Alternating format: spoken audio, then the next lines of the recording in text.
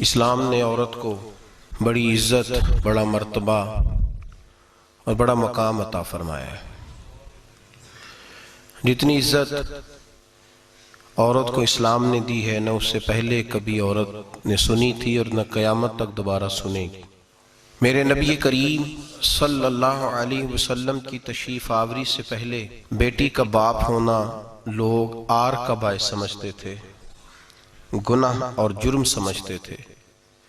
میرے محبوب کریم علیہ السلام نے ارشاد فرمایا جس کی 4 بیٹیاں ہوں یا 4 بہنیں اس کے ذمے لگ جائیں، والد بوڑھا بیمار ہو جائے یا انتقال کر جائے، 4 بیٹیاں یا 4 بہنیں اس کے ذمہ داری میں آ جائیں، وہ انہیں پڑھائے، اچھا ادب سکھائے، عزت کے ساتھ رخصت کر دے۔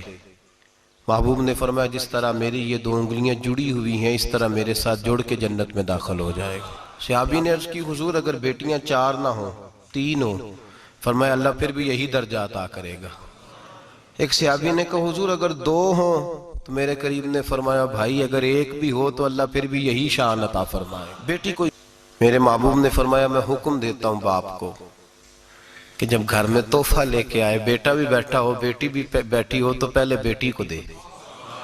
میرا حکم ہے باپ کے لیے، بیٹا بھی ہو بیٹی بھی ہو جب دینے لگے تو پہلے بیٹی کو پہلے دے، اس کو پہلے عطا کرے، اس کے ساتھ پیار زیادہ کرے، بیٹی کو عزت دی۔ میرے حبیب کریم علیہ السلام نے ارشاد فرمایا جب کسی کے گھر بیٹی پیدا ہوتی ہے تو باپ کے ذہن میں تھوڑا خیال آتا ہے کہ اللہ جانے کیا بنے گا۔ میرے کریم رسول نے فرمایا رب کریم حضرت جبریل کو بھیجتا ہے، بیٹی کے سرانے کھڑے ہو کے کہتے ہیں بیٹی کے باپ فکر نہ کرنا، اس کے معاملے میں اللہ تیری مدد فرمائے گا، رب تیری مدد کرے گا اس کے معاملے میں جب بیٹی آتی ہے۔ میرے بھائی یہ اعزاز میرے رسول نے عطا فرمایا، بہن کو بیٹی کو، اور بات بیوی کی آئی تو میرے نبی کریم علیہ السلام کی بارگاہ میں صحابی نے عرض کی یا رسول اللہ صلی اللہ علیہ وسلم میں غریب ہوں، صدقے نہیں کر سکتا، سخاوت نہیں کر سکتا۔ جب سخاوت کی فضیلتیں سنتا ہوں دل میرا بڑا چٹکیاں لیتا ہے کہ میرے پاس بھی پیسے ہوتے تو میں اللہ کے راستے میں دیتا۔ حضور نے فرمایا تو حلال کی روزی کما کے اپنی بیوی کے منہ میں لقمہ دے، اللہ تجھے سخاوت کرنے کا درجہ عطا فرمائے گا، اللہ تجھے بڑی سخاوت کے درجے اللہ تجھے دے گا۔ تو اس کی اور کیا لفظ ہیں حدیث پاک میں، خیرکم لأہلہ وَأَنَا خَيْرُكُمْ لِأَهْلِهِ، فرمایا حاجی بھی اچھے، نمازی بھی اچھے، صوفی بھی اچھے، درویش بھی اچھے، سارے اچھے، لیکن میں سب سے زیادہ اچھا اسے سمجھتا ہوں جس کا اپنی بیوی کے ساتھ سلوک اچھا ہے، جس کا اپنی بیوی کے ساتھ نرم رویہ، جس کا اپنی بیوی۔ اور کیا ارشاد فرمایا وَأَنَا خَيْرُكُمْ لِأَهْلِهِ، گھر جا کے پتہ کر لو میری 9 بیویاں ہیں اس وقت جو موجود ہیں، فرمایا میرا ان سب کے ساتھ سلوک اچھا ہے، ساری میرے سلوک سے مطمئن۔ میرے بھائی حضور نے اعزاز دیا بہن کو، بیٹی کو، بیوی کو، عورت کو، اور ماں کے معاملے میں تو کمال کر دی۔ میرے کریم نے فرمایا جنت تھی 7 آسمانوں کے اوپر سدرۃ المنتہا کے پاس۔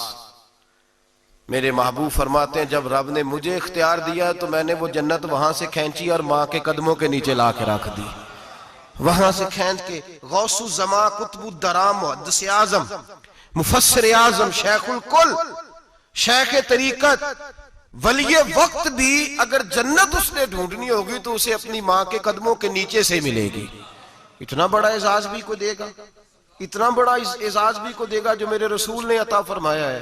ماں ہوتی ہے، وہ ولی وقت کے لیے، غوث وقت کے لیے بھی اگر اس نے جنت لینی ہے تو اسے ماں کے قدموں کے نیچے سے ملے گی۔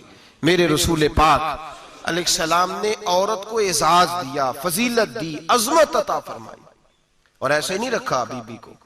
میرے حبیب پاک نے فرمایا جب عورت کے پیٹ میں بچہ ہوتا ہے پیدا ہونے والا تو اللہ اسے اتنا ہی ثواب دیتا ہے جتنا تلوار لے کے میدان میں جہاد کرنے والے مجاہد کو ثواب عطا فرماتا ہے۔ اور اگر دوران ولادت عورت انتقال کر جاتی ہے، فوت ہو جاتی ہے، تو میرے حبیب نے فرمایا وہ ایسے نہیں گئی، وہ اپنے بچے کی ولادت کے موقع پہ گئی ہے تو اللہ اسے شہادت کا درجہ عطا فرمائے گا۔ ہر موقع پر بیویاں حاضر خدمت ہوئیں۔ نبی پاک نے فرمایا جو آدمی اذان سنے اور جس طرح مؤذن کلمے کہے اسی طرح کے کلمات دہرائے تو اللہ تعالیٰ مردوں کو 1,00,000 نیکی کا ثواب دے گا اذان کا جواب دینے پہ. بیبیاں آ گئیں کہنے لگی حضور یہ تو مردوں کا ثواب ہے تو ہم تو پیچھے رہ گئیں. میرے حبیب نے فرمایا گھروں کے اندر رہنا، اذان کا جواب دینا، مردوں کو 1,00,000 نیکی ملے گی. تمہارے نبی کا وعدہ ہے تمہیں